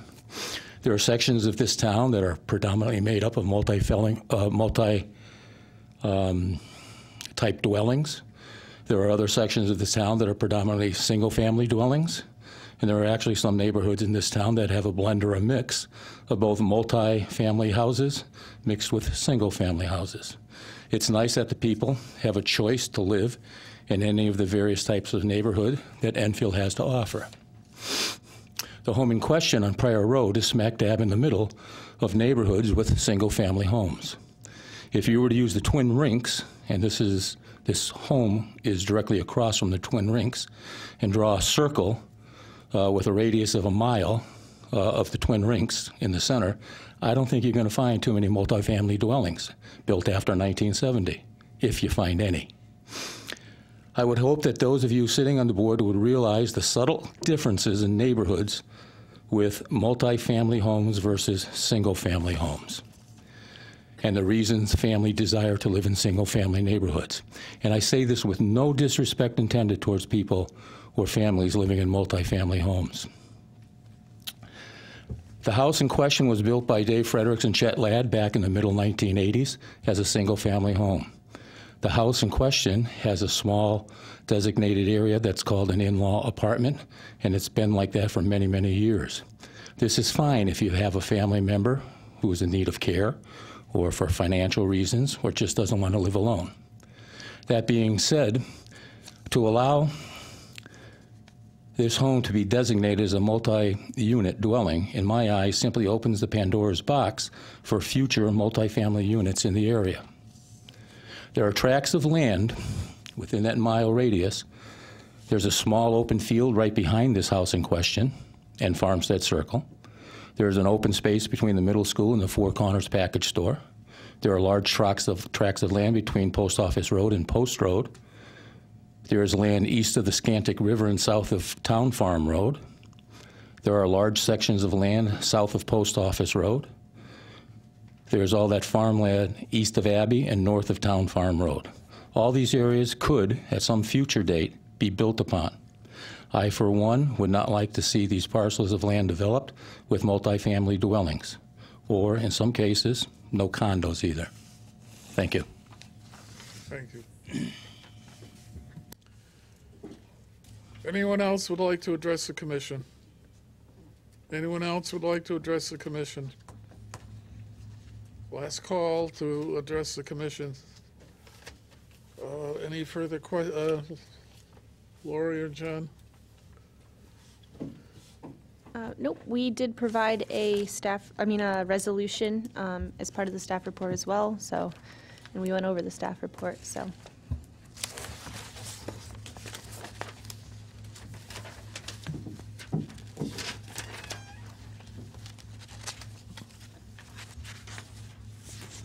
Commission ready for me to close this? Okay. Then I'll close 2937 Fort Pryor Road.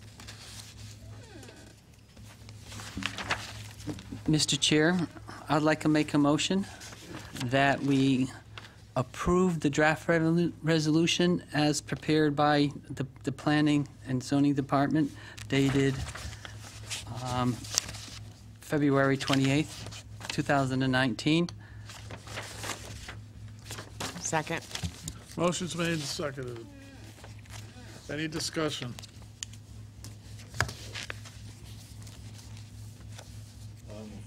Yes.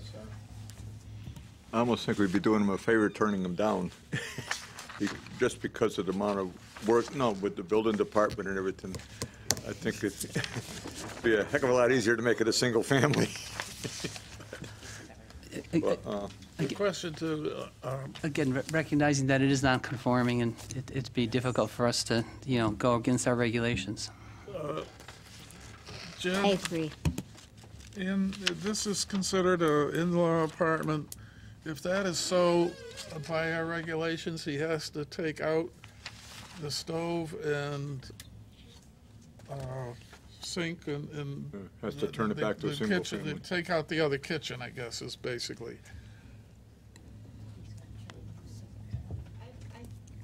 I think there's, in the definition section, it says that a second kitchen does not necessarily make it a second apartment in there. That's correct. I should be allowed to have a second. Yeah, you can. Okay. Yeah, it's part of the Neighbors accessory want, and apartments, it's sorry, legal. Lori, you wanna? Go ahead. Yeah, it's part of the accessory apartments definition, and the in-law apartments fall under the accessory apartment regulations. And it says a second kitchen not part of this self-contained subordinate dwelling unit shall not constitute an accessory apartment. So he can Okay, have the so if second. it goes back, he can have two kitchens. Right. But if it was like a separate building, he'd have to, or an addition, he'd have to take it out. Right. Okay, I just want that cleared so nobody comes and says, no, I know some families that do have extra kitchens in their basement because of, Parties. yeah, no, there's Italian families that have separate. Yeah. Okay. Motion's on the table, discussion's over. All in favor of the motion? All opposed? Any abstentions? Unanimous. That was 0-2-0. 0, 0? 0, 7, yeah. 7, 0. 0-7-0. Two, yeah, 2. I was looking, all right. Voting twice again. Yeah. Get me to, all right. I really think we did them a favor Oh, Lord, I don't know. Okay. for that. Okay. All right. I mean, just with the voting. Well, I looked at the plans, and I thought, by the pictures, that it was new and the dust on the floor and everything, that it was just heat converted. But no, that's why I asked, and I was glad. Okay. That's good. Okay, now where are we? We're at review. Okay, site plan review, 1768. Secretary, please take the roll. Charles Durin. Here. Charles Ladd. Here. Nick Lefakis. Here. Mary Scott. Here. Virginia Higley. Here. Linda DeGray. There. John Petronella. Here. And Richard Suzak is here. Okay, Linda DeGray will be sitting in for the absent commissioner. Okay. Come on up. Please introduce yourself and let us in on what you're up to. Can't do it from back there. Sure you could. Closer to the door. He's used to us. Yeah, yeah.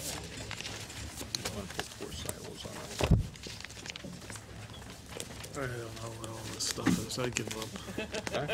It's teasing. I said now if it was 5.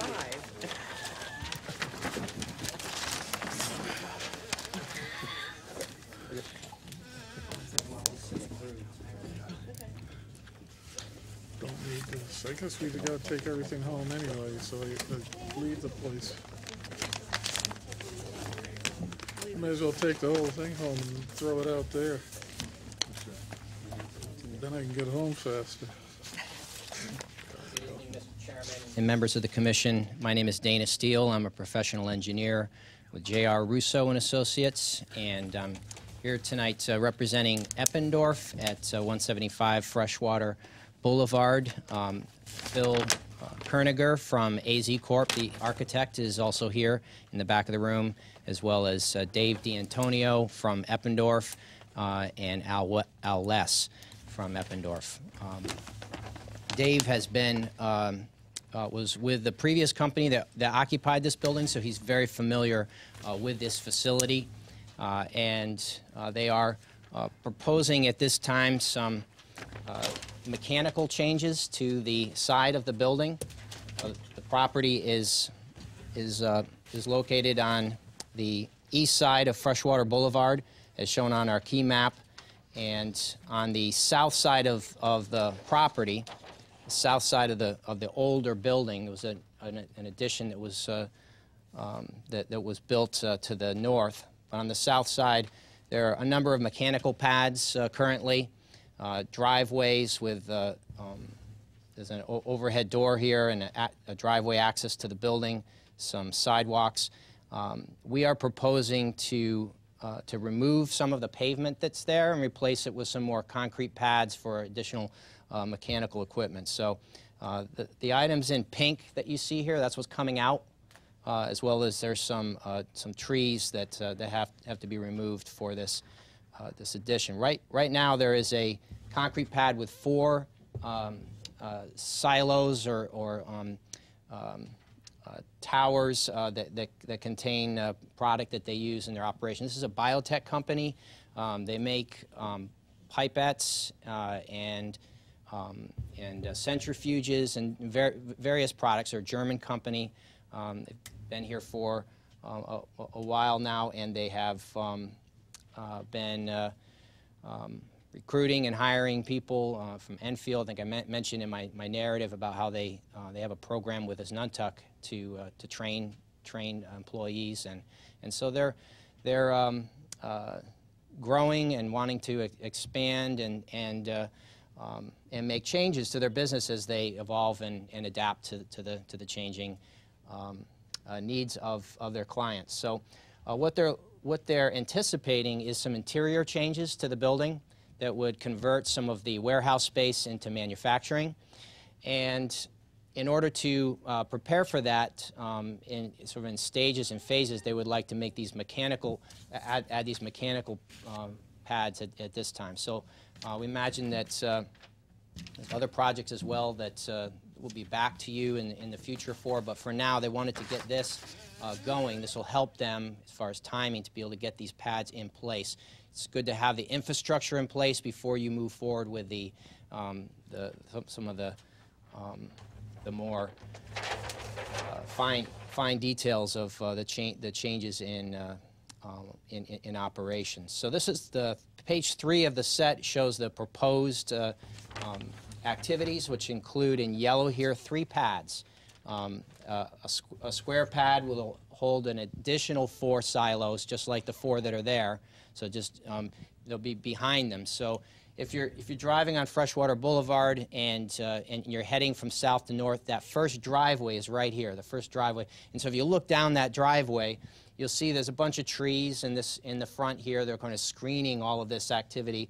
If you catch it at just the right angle, you can see it. It's not completely screened, but it's partially screened, and these new towers will be right behind the existing ones. So you're really not going to see any kind of significant change in the landscape or the viewscape of that area. In addition to the 3 pads, which will hold the other 2 holding mechanical units, there's going to be some reconfiguration of sidewalks so that to maintain the egresses from the building. Those I've highlighted in pink on the plan. So it's pretty straightforward. Happy to answer any questions you have or give you more details if that's helpful.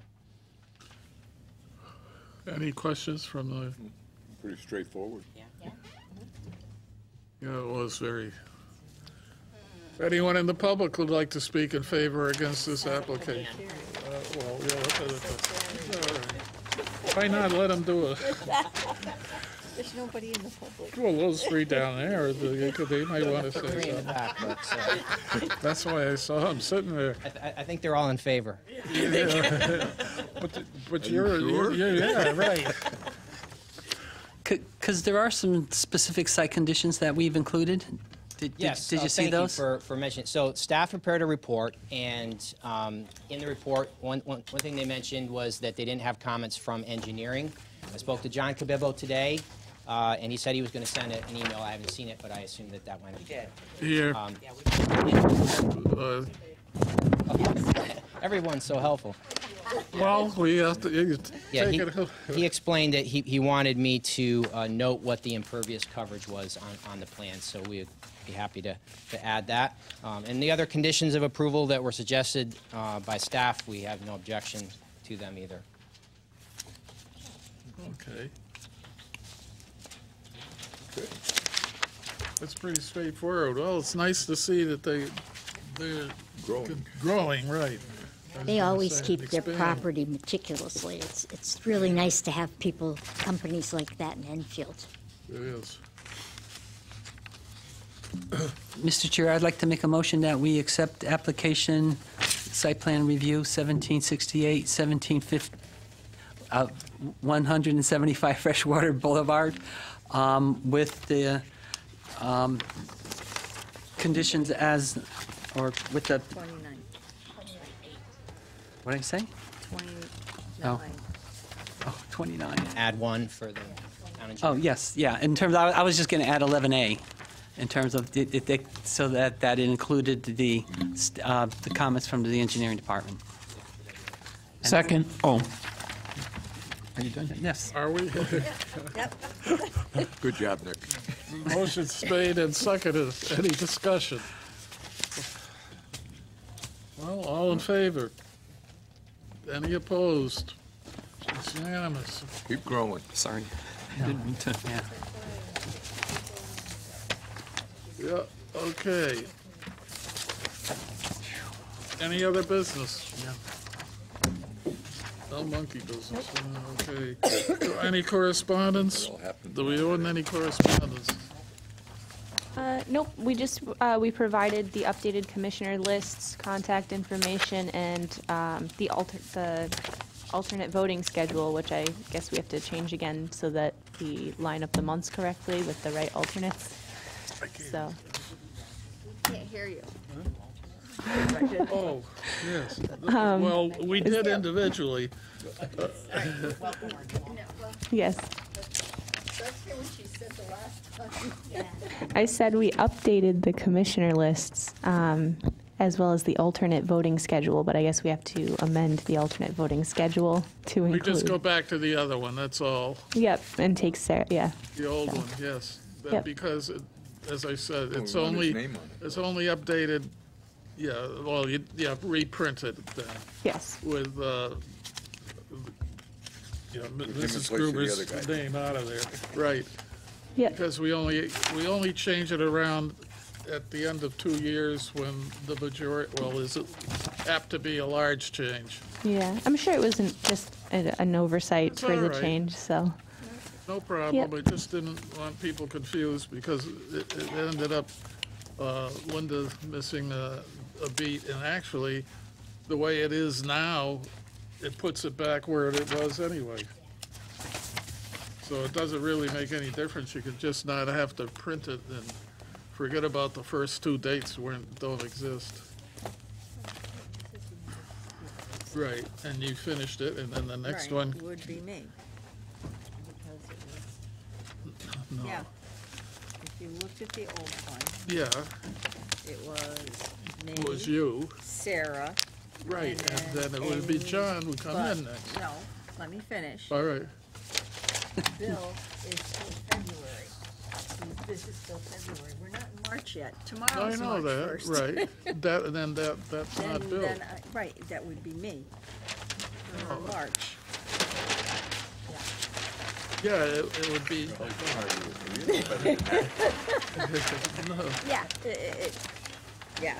no, it starts back in the same way. She was in Mrs., she was in, it's not Mrs. Gruber, or whatever.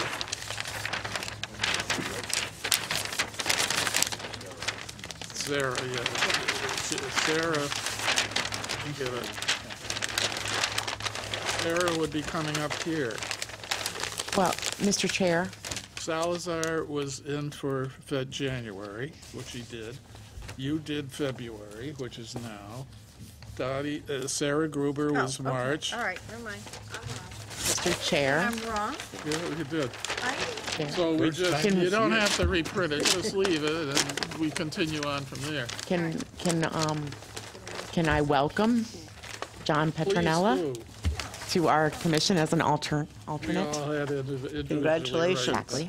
I guess we Welcome. should. Now you're officially welcome. Yes. Thank you all. It's good to be here. Yeah, well, it's good to have you. Okay, any further correspondence? I heard a lot about farming, something to do with farms. Yeah, under my report, I figured I'd let you know the Northern Connecticut Agricultural Summit, which is entitled Farming for Your Future, the first, hopefully, annual, will be held this Saturday from about 8:15 till about 1 o'clock. And there's going to be 6 sessions at 3 different time zones. So you have your choice as to which session you go to, things like basic beekeeping and social media 101. There's stuff on hydroponics and insuring your farm, how to establish the CSA, navigating through state grants, and all sorts of things. The keynote speaker is Brian Hurlbert, sorry about that, who is the executive director of the Connecticut Farm Bureau. It's free of charge. As of yesterday, we were not worried about the snow, but I'm not sure what's going to happen. So if it does snow in the morning, like I heard, we could either get a dusting or a foot, depending on who you want to listen to. Pick a station. So we'll just have to see what happens on Saturday morning. But if it is going to be canceled, it will be on the news channels. So because we're not sure. I mean, not everybody is signed up for it directly. So and then the snow date would be March 9th, so the following Saturday. So. Yeah, and ShopRite is sponsoring a breakfast, and as Nantuck is sponsoring the venue, which is very, very nice. So the other thing I wanted to let you know, and so you may have been following the town council working with the TIF, the tax increment financing. So that is an economic tool that we are going to hopefully get approved in the next few weeks. It basically sets a standard area and defines the actual parcels. And what happens is you take those parcels and you basically cap off the assessment. right? So let's say it's worth $100, just for easy numbers. So this property is valued at $100. So then we cap that off, and then somebody comes in and builds on it and increases the assessed value.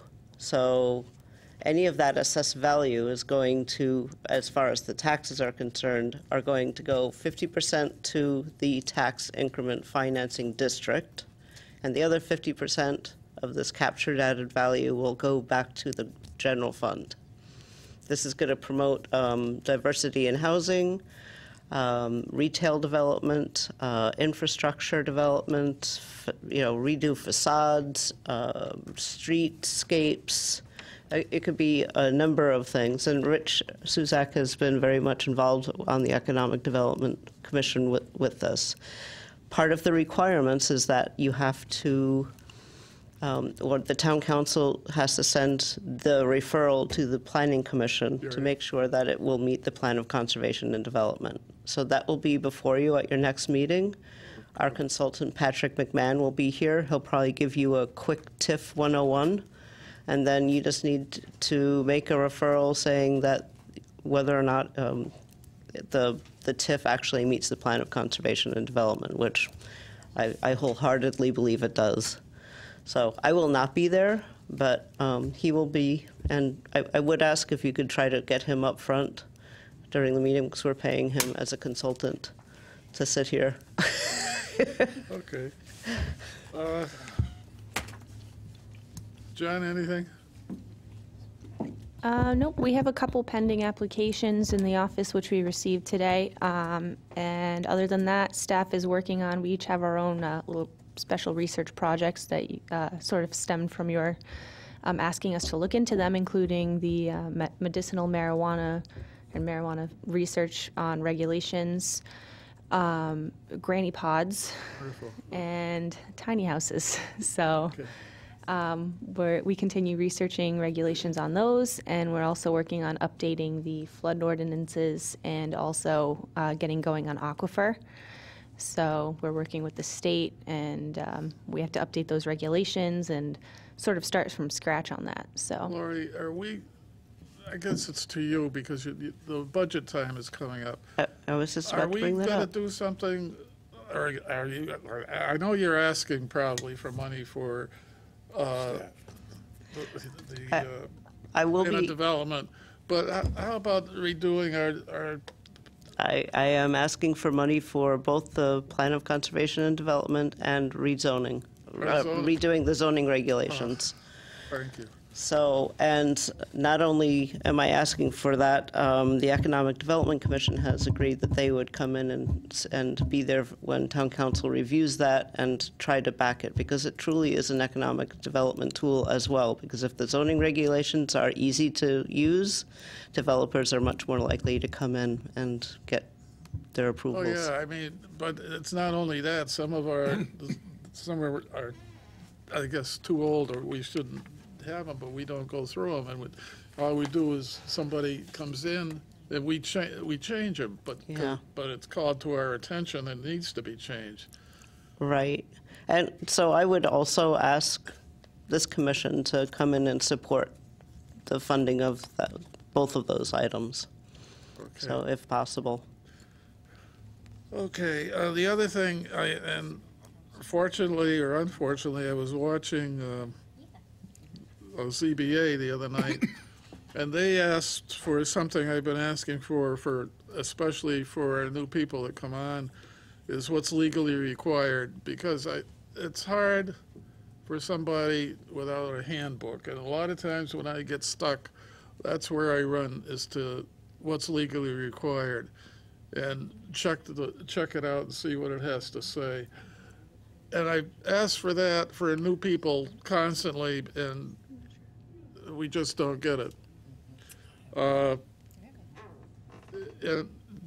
I know there's also, and I don't know if ZBA knows that, I also have a copy that they might be interested in, but it also helps me out every once in a while. There's one for ZBA too, and I have the Connecticut 6th Federation that I use. Yep. I don't know what edition is up now, and I have 2004, I think, for what's legally required, but That's the last edition. it is? Yes, it is. Well, I don't So- know. Well, Unfortunately, I know that the CASIO, Connecticut Association of Zoning Enforcement Officers, is working with Mike Ziska, who wrote that Right, along with the DEP, well, DEP at that time. Because DEP had copyright, they said it has to be coming from the state. So they're actually working with UConn to get it published, because Mike Ziska has actually updated it but couldn't really publish it. So we are hopefully going to get what's legally required sometime this year. But in the meantime, I believe Raquel had scanned the 2004 version, so maybe we could just email it to everybody. We can't really print that whole thing out. No, I know, So, you know, our printing budget was not very good this year, so Well, we ran over a couple times already. So. I know that I may be the only one that has one. I don't know if Nick would have one or not. I think I do. You do? Yeah. Where'd you get it? Oh. Conservation. Oh. Inland wetlands. Yeah. Oh, all right. So we certainly can email it to everybody, and we could certainly But we should have copy the enough on sections hand. relevant to the Land Use Commission. We should have enough on hand, like in this situation where John just came on, that he should be given one. They're not printed anymore. They No, haven't been but I printed mean, in I like know that now. yeah, now. they I haven't been didn't printed realize since that. like I don't know 2004 really. So All right, they're very limited in their existence. So Okay. Oh, that's why I could all say. right. That's why I say we could email it to everybody, and if unless somebody just doesn't have email or Well, something of That's that something nature. else for, I guess, for your. Yeah. But we certainly can copy the sections that are relevant to the commissions. So it's just that, you That's know, you something have to else for be your- careful about the statutes, but the purview is certainly still accurate.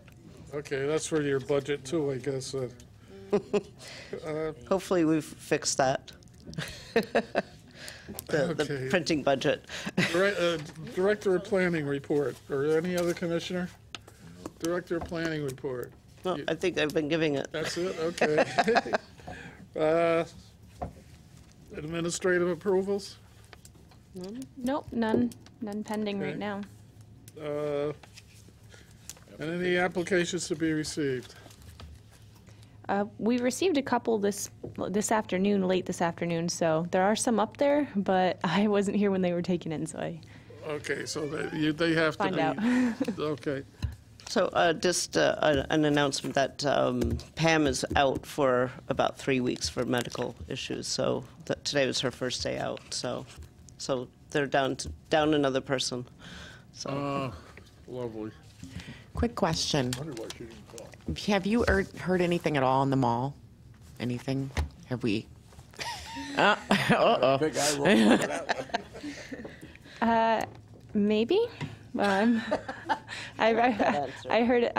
heard from a consultant, and I'm trying to sort of see if I can weasel my way to getting to who is paying that consultant. So to be continued, I guess. she's trying to set up a meeting. So hopefully at that meeting we will get somebody in here that will have a little bit more answers than we've been given thus far.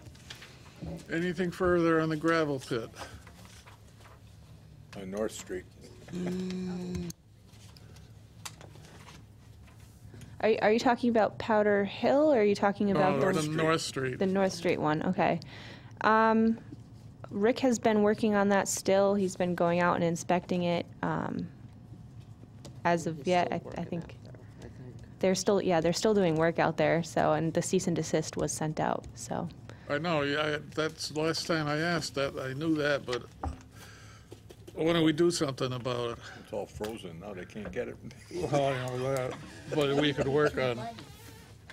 We are working towards some sort of a compliance, whether he comes in with an application or he stops or whatever, so. Move forward on something on it.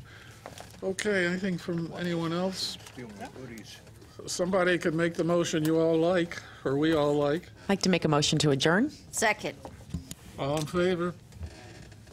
We stand adjourned. Yes.